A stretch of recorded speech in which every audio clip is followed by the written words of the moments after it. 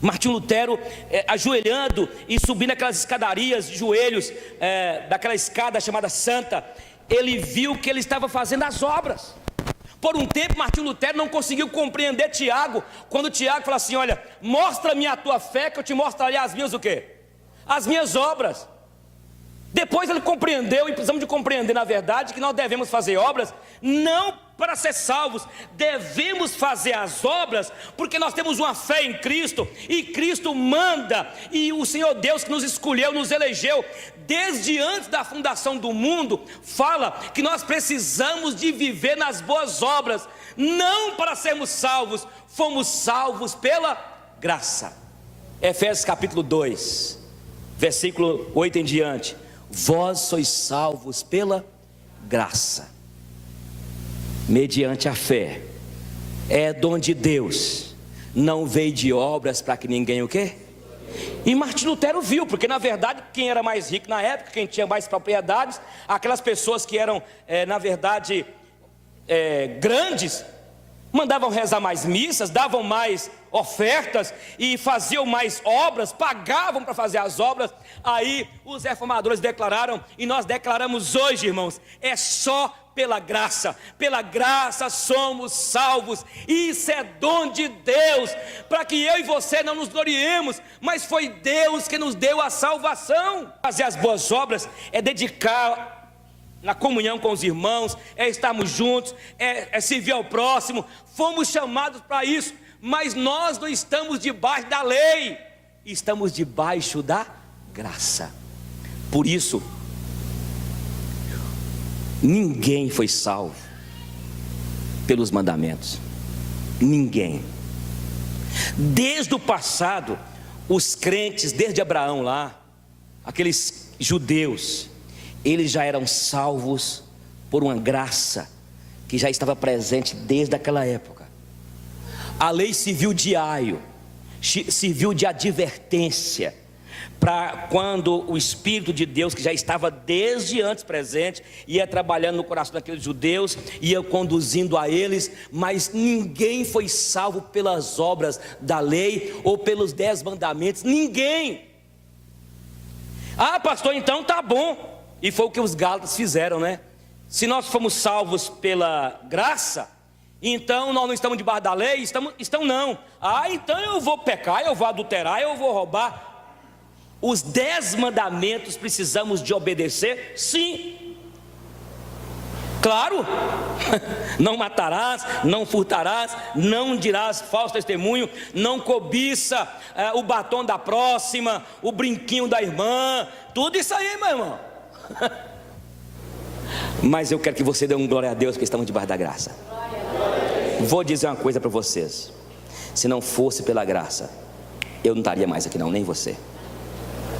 E a gente vai andando aí, caxingando, é difícil, e como difícil eu sou, de vez em quando meio rabugento, só a Giselda que sabe, e Luna que aprova e desaprova, e Melir também, e alguns irmãos. É pela graça, meu irmão, é pela graça que nós estamos caminhando, e nós estamos indo para Canaã celestial. Vós sois salvos pela graça, glória a Deus. É bacana, né, irmãos? A salvação pela graça. Quando chegarmos no céu, nós teremos, segundo o grande pastor, um pastor no Canadá, Toronto, ele dizia que nós teremos 2 surpresas. Ele disse que quando chegarmos nos céus, pessoas que esperávamos encontrar com elas, não vamos encontrar. Triste, né, irmão? Mas eu quero ver o irmão fulano. Está aqui não. Ô Pedro, apóstolo Pedro, você viu o irmão? Está aqui não. Essa é a primeira surpresa, irmão. Quando nós chegarmos diante do tribunal de Deus, nós vamos abrir aquela boca nossa igual máscara. Entendeu, Oswaldo? Pessoas que esperávamos encontrar nos céus, não iremos encontrar. E pessoas que jamais pensávamos que iriam encontrar no céu, vão estar lá. Meu Deus, aquele cara é um cara encrenqueiro, mulher difícil. que essa mulher está fazendo aqui? Não é possível, Jesus. Foi graça. Quando terminar esta vida e lá no céu eu chegar, haverá uma multidão de irmãos esperando para me abraçar, e perguntarão em uma só voz: ó, conta-nos, você irmão, como venceu e chegou aqui. Aí a música fala assim: e cantarei e falarei de Jesus que me salvou. E cantarei e falarei de Jesus que me salvou. Foi pela graça de Jesus que eu venci e cheguei aqui. Pela graça, irmão. A Bíblia fala assim, olha: ser fiel até a morte e dar-te-ei o quê? A minha fidelidade, a sua fidelidade. Dependemos de estar debaixo da graça, porque de vez em quando a gente fica meio encrencados, a gente não quer vir na igreja, a gente implica um com o outro, a gente começa a duvidar, a gente começa a ficar ligado às notícias e começa a balançar a nossa cabeça, alguns princípios que foram forjados em nós.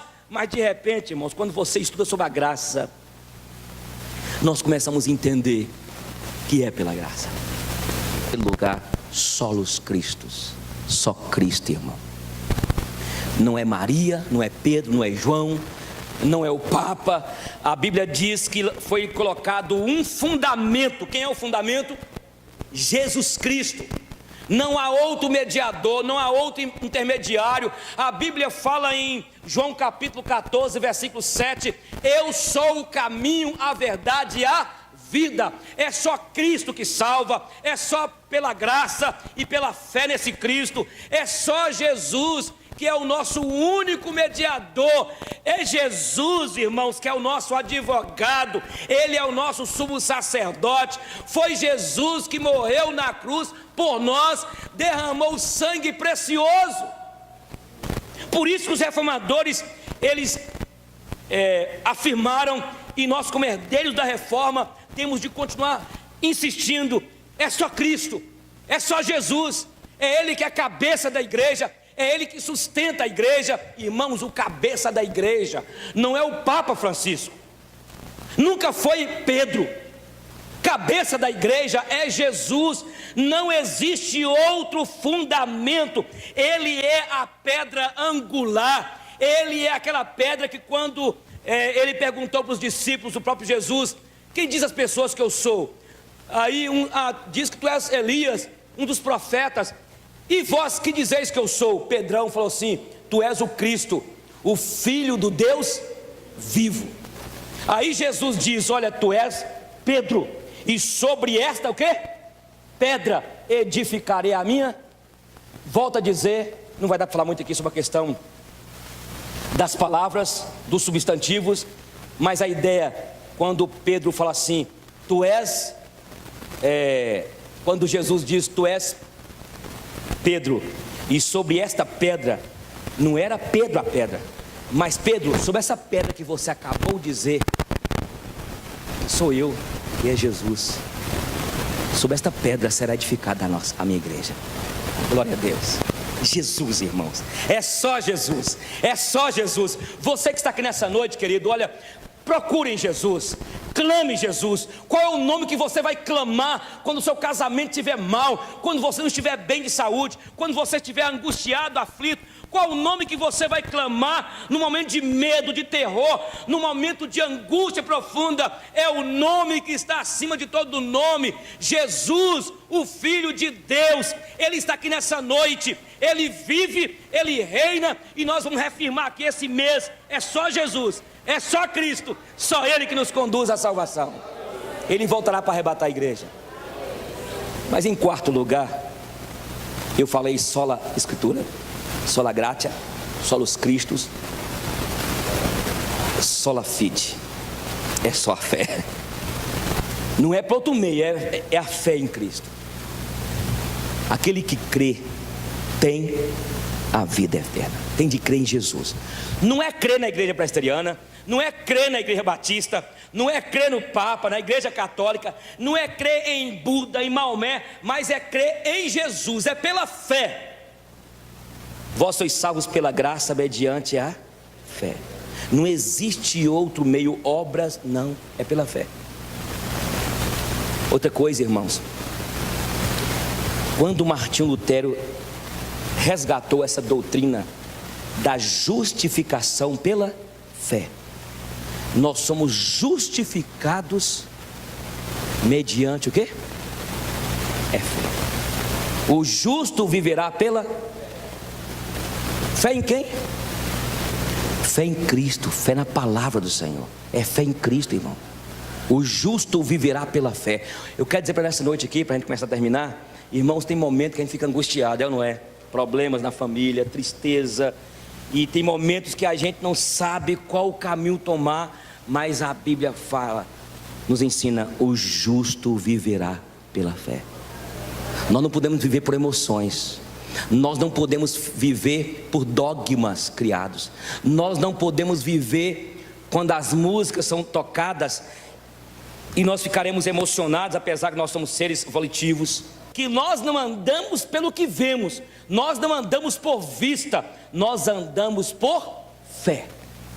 E eu quero dizer outra coisa, a nossa fé é em Cristo, a fé que é revelada aqui, a fé evangélica. A fé é o quê? Rapidinho aqui, esse dia eu estava vendo um cara falando assim, eu estou saindo da igreja evangélica, porque a igreja evangélica, porque é fé evangélica, mas Paulo fala da fé evangélica. Não tem outra fé não, fé evangélica, está na Bíblia. O cara está com confusão com a igreja presbiteriana, batista, sei lá, com confusão com os crentes, está meio com raiva das igrejas, que fica com raiva. Que eu nunca, rapidinho aqui também, sabe, Guilherme, eu nunca vi o povo com mania de perseguição, teoria de conspiração. Eles criam teoria para tudo. O povo tem mania de, se você ver na internet, povo com mania de perseguição, as teorias. E tem uma crentalhada cheia de teorias da perseguição. Irmão, nós temos que entender que a fé que foi gerada em mim e você foi uma fé que foi gerada pelo Espírito ao lermos a palavra, ao estudarmos a palavra. E esta fé o mundo não compreende. O mundo não entende esse negócio aqui, por exemplo, de você estar juntos na igreja, contribuir com a igreja, para você casar e para você, que você deve casar, ser uma só carne. O povo de fora não entende. Isso é fé evangélica. Fala comigo, fé evangélica.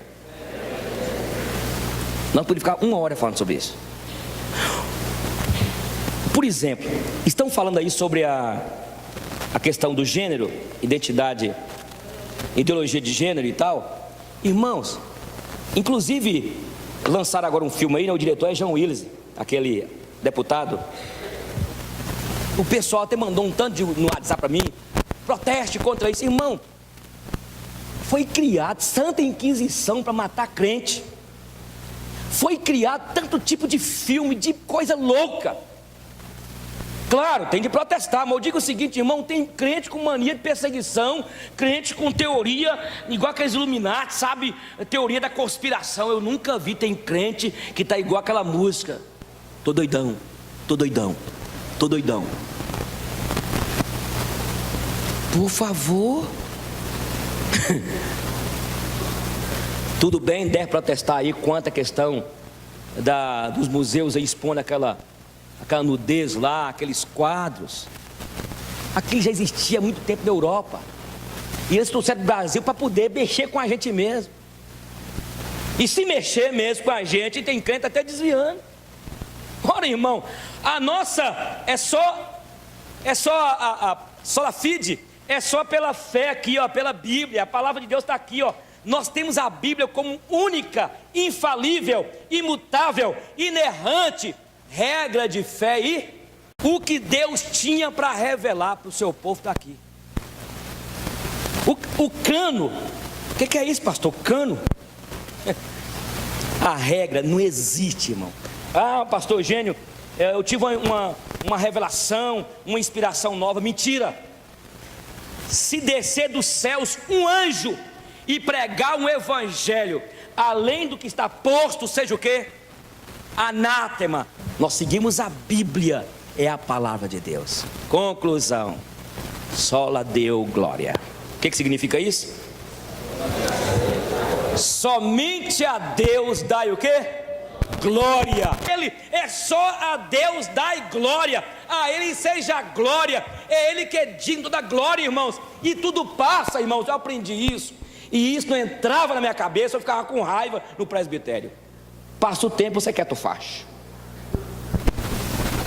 Um dia um presbítero falou assim: pastor Eugênio. Foi aqui não, foi lá no presbitério.